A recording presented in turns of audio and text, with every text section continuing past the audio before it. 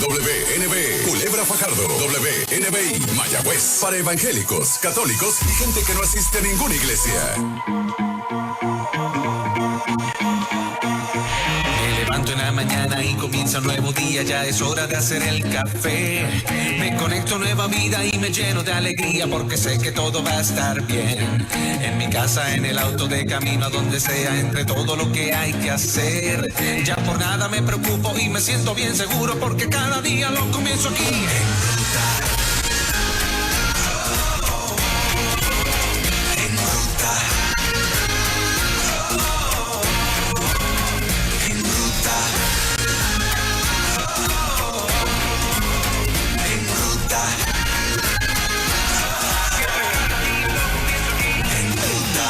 Damos la bienvenida a nuestra amiga la doctora Angie González, Consejo al Corazón, este viernes de la mañana. Buenos días, ¿cómo está?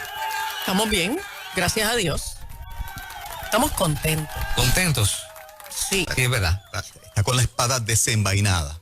Verá, Esa es grande y es Sí. una espada grande. Sí, eso corta. Sí. La espada es la expresión que usan los cristianos de otros países, pero en Puerto Rico los creyentes lo que sacamos es el machete.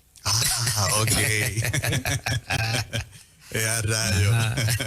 Así que hoy ando con el machete debajo del brazo. Ahí, ¿Ok? eso es. Sí, sí. Adaptado a nuestra cultura. Correcto.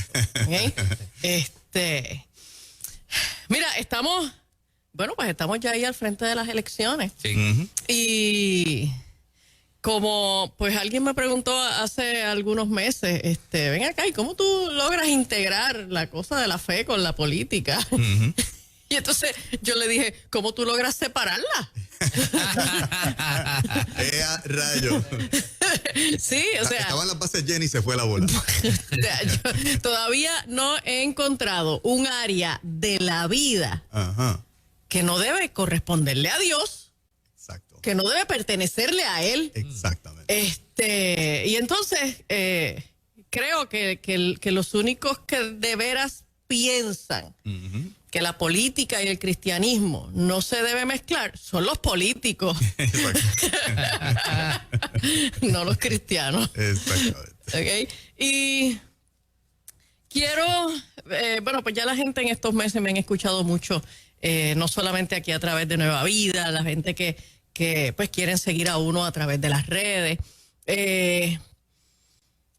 Ya hemos hablado mucho de esto y yo quiero ya al filo de unos días para las elecciones, quiero resumir de manera muy breve por qué estoy en esto. ¿Ok? Muy bien. Ujú.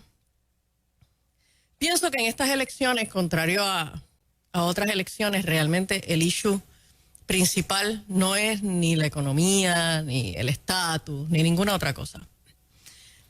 Yo pienso que, o sea, para mí, en mi análisis, Ujú. estas elecciones se tratan de dos grandes asuntos. El primero es la libertad religiosa.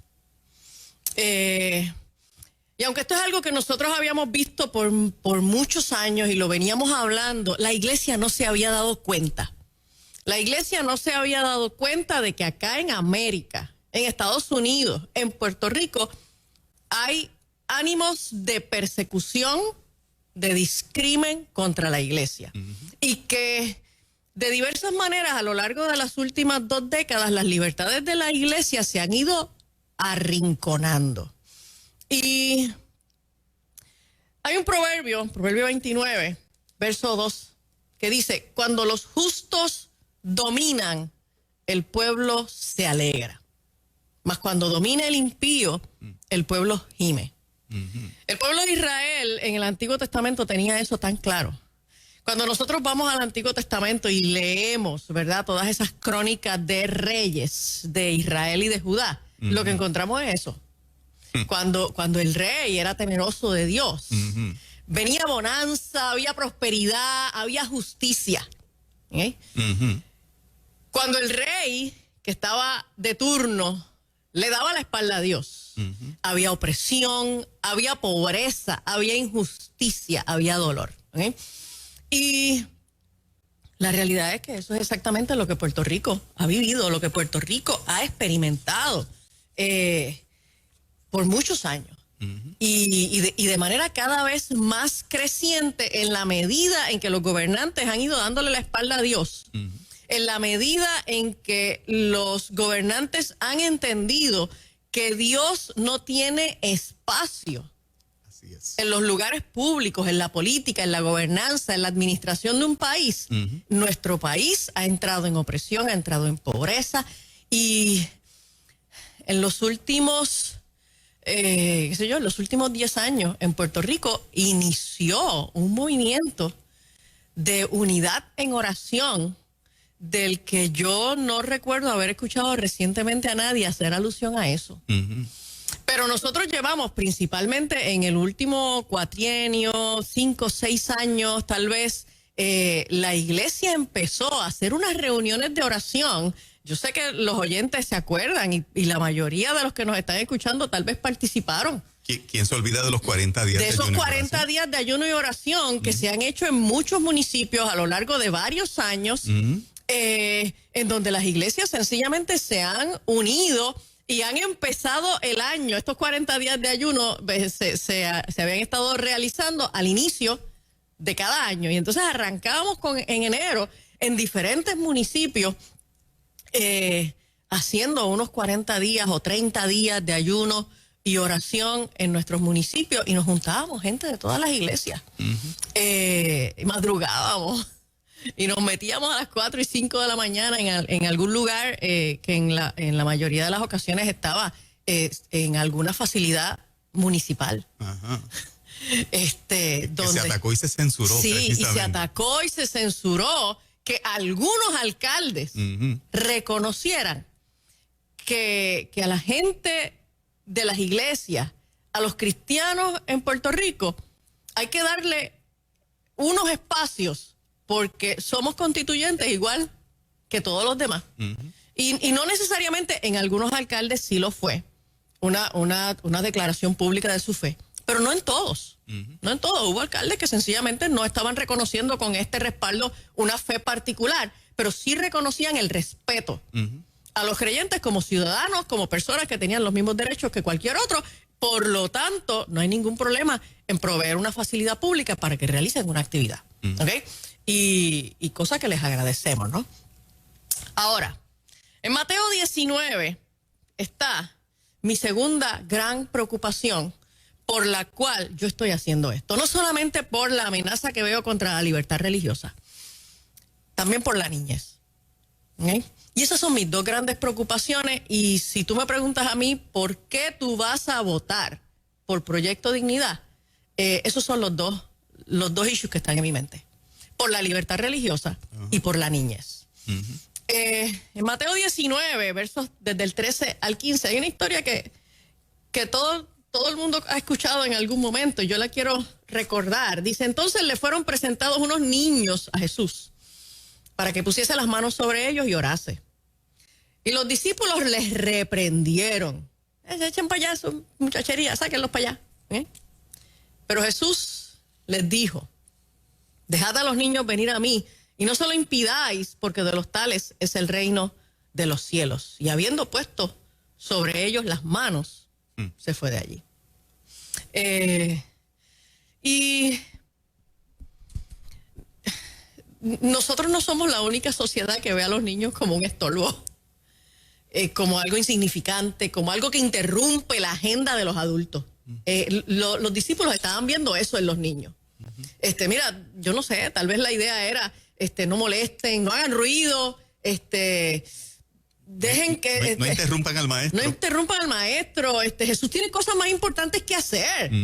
Estamos hablando de temas de adultos. Los temas de adultos son bien importantes. Así que, mira, echen esos nenes para allá. Y cuando Jesús se da cuenta, les dice, no, para, ¿qué tú estás haciendo, chico? Y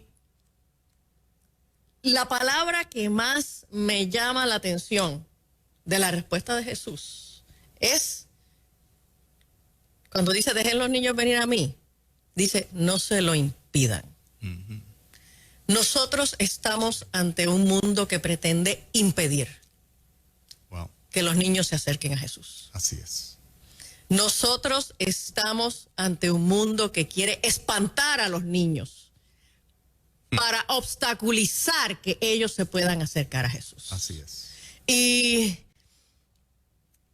Y yo creo que nosotros en este momento tenemos que entender que de la misma manera que para nosotros tantos adultos que podemos testificar que Dios visitó nuestras vidas y la transformó, y lo que somos hoy es gracias a esa visita de Dios, la manera como Dios le dio sentido a nuestras vidas, cambió nuestro rumbo, nos separó de aquellas decisiones y conductas que nos dañaban a nosotros y a nuestros seres queridos, cambió nuestra manera de pensar y nuestra manera de vivir. De esa misma manera, nosotros necesitamos que nuestros niños sean visitados por Dios. De esa misma manera, nosotros necesitamos que nuestros niños sean protegidos en su derecho de acercarse a Jesús. Wow, así es. Esa parte, y precisamente todo lo que estamos viendo, son cosas organizadas, pensadas, ejecutadas para impedir eso que el maestro enseñó. Y alguien, ¿verdad? Espero que no tenga duda de cuán visionario era Jesús y de cómo podía anticipar absolutamente todo. No solamente fue un comentario simpático para la audiencia y para sus discípulos de no se lo impidan, dejan que vengan a mí. Es porque él sabía que cuando se instruyen en su camino, otra verdad bíblica, la posibilidad de que se convirtieran en seguidores genuinos de Jesús tenía que empezar de la niñez. Correcto. Yo he visto que mucha de la gente que le sirve a Cristo, ¿verdad?, de manera ininterrumpida, Angie, en su encuentro con Cristo fue en la niñez o en la adolescencia. Sí. Mucha de la gente que lleva 30, 35, 40 años y que se involucró en distintas posiciones de liderazgo y que cuando se convirtieron en profesionales inclusive, su ejercicio profesional del cargo que fuera, siempre lo han llevado a la par en un % bien alto con esa responsabilidad de creyente. Y cuando tú miras, ven acá, ¿cuándo te convertiste? No fue en una etapa adulta necesariamente. La experiencia espiritual que tuvieron fue en la niñez o en la adolescencia. ¿Me equivoco? Sí, no, definitivamente. Mira, cuando yo leo las escrituras, tengo el hábito de ponerme siempre en el cuestionamiento de... O sea, para mí las escrituras son una experiencia muy personal. Esto es entre Dios y yo. Exacto. ¿Ok? Yo entiendo que la Biblia es el momento cuando Dios me habla. Dios me puede hablar de otras maneras, pero esta es la voz oficial. ¿Ok?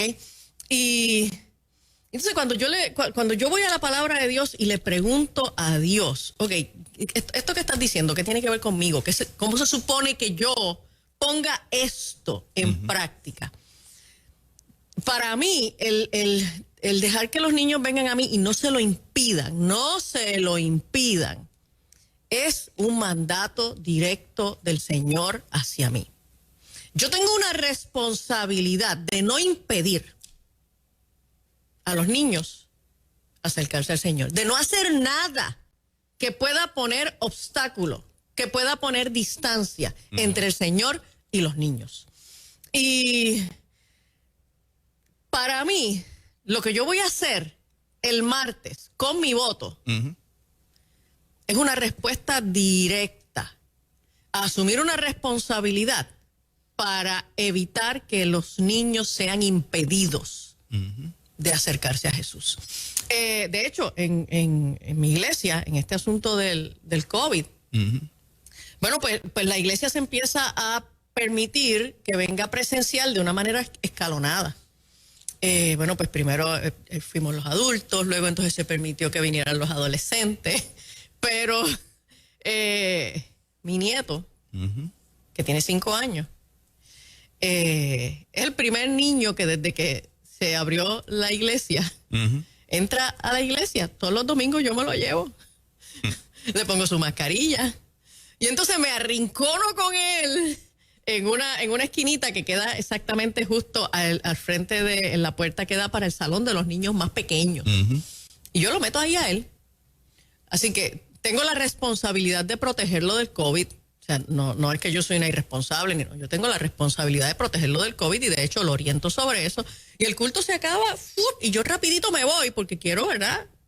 Protegerlo a él de que no nos vamos a quedar aquí saludando ni... A veces los niños pues no ponen esos límites y van y saludan y abrazan, ¿no? Así que se acaba el culto y yo rapidito digo adiós de lejito y me voy porque ando con él.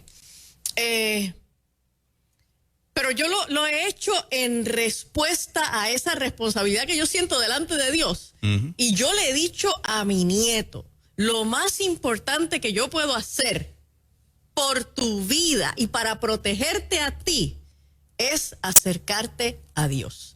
Así que si bien yo tengo cuidado del COVID y de cualquier otra enfermedad para él, uh-huh, para mí es importante que él vaya a la iglesia y le gusta ir.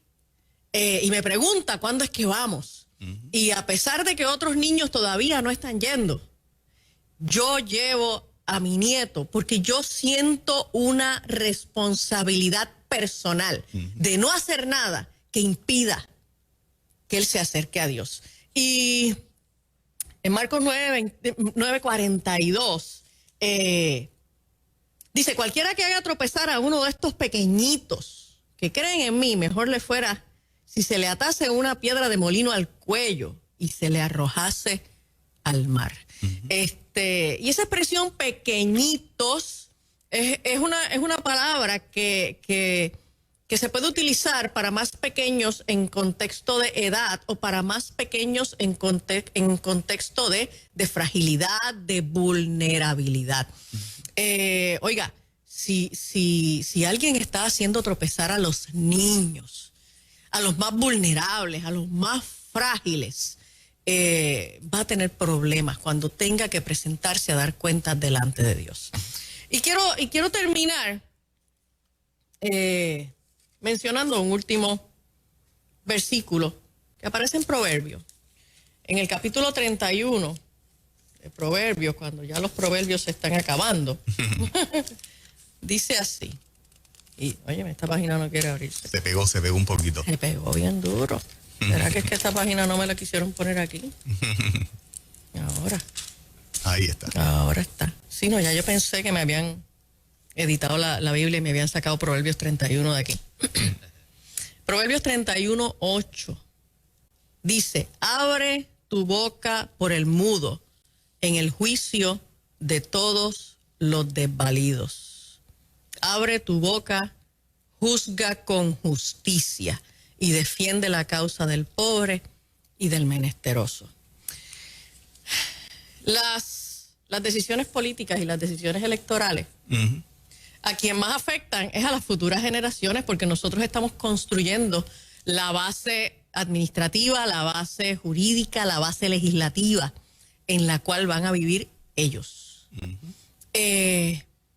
Y interesantemente, el Puerto Rico que nosotros estamos construyendo para esa gente es para la gente que hoy no tienen ni voz ni voto. Uh-huh. Nosotros vamos a ir el 3 de noviembre a tomar decisiones por gente que no tienen todavía ni voz ni voto, nuestros niños. Así es. Y más vale, que el 3 de noviembre yo me pare frente a mis papeletas pensando que la decisión que yo voy a tomar no tiene que ver con lo que va a pasar en enero. Uh-huh. Tiene que ver con lo que va a pasar en los próximos años. El país que estamos construyendo donde se van a criar mis hijos y mis nietos. Y la manera como esa construcción de país va a permitir o va a impedir que ellos se acerquen al Señor. Wow.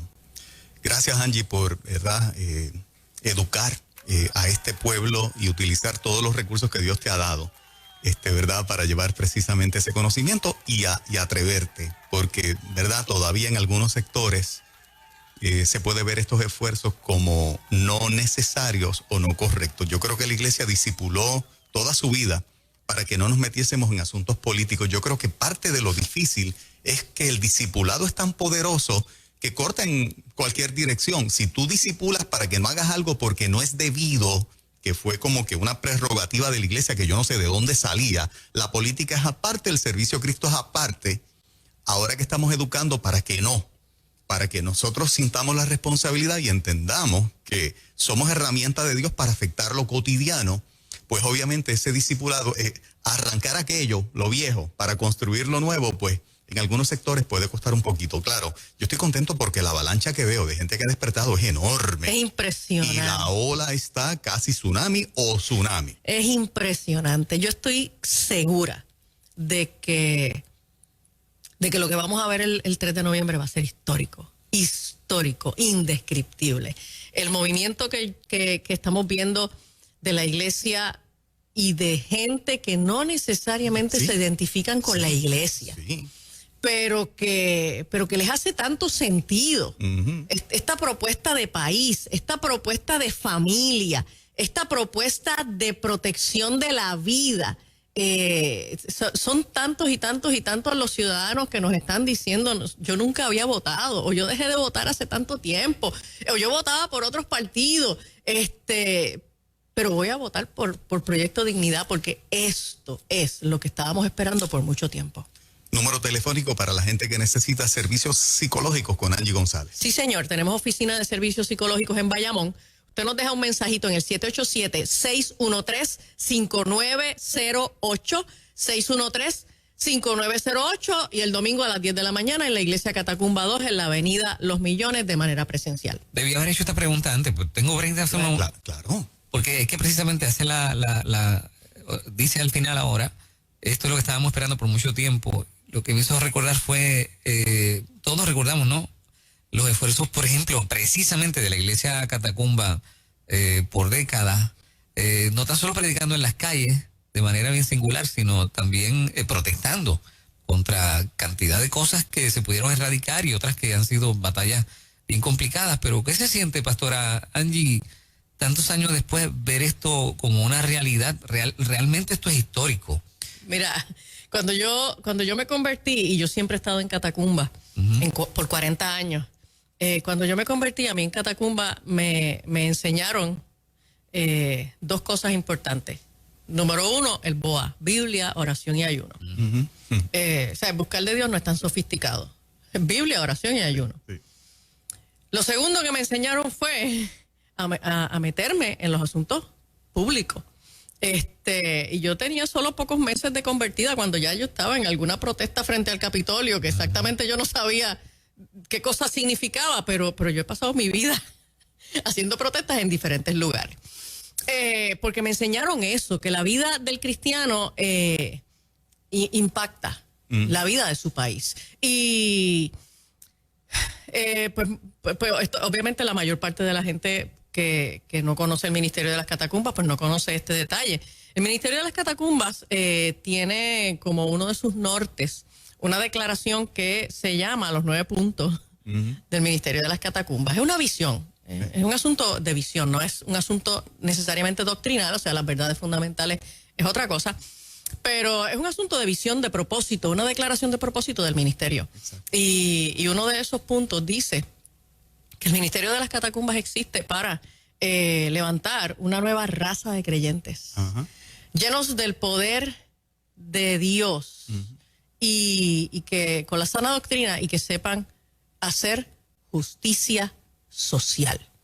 Y estar dispuestos a ser mártires, exacto, si fuera necesario, por la causa de exacto. Y en la declaración de propósitos del Ministerio de las Catacumbas, desde el primer día que yo llegué allí, yo entendía que nosotros como ministerio estábamos llamados a ser un agente de cambio y de justicia para nuestra sociedad. Así es. Tremendo. Bueno, gracias, doctor Angie. Seguro. Nos vemos entonces la semana que viene para discutir los resultados electorales. Eso es así. Buen día.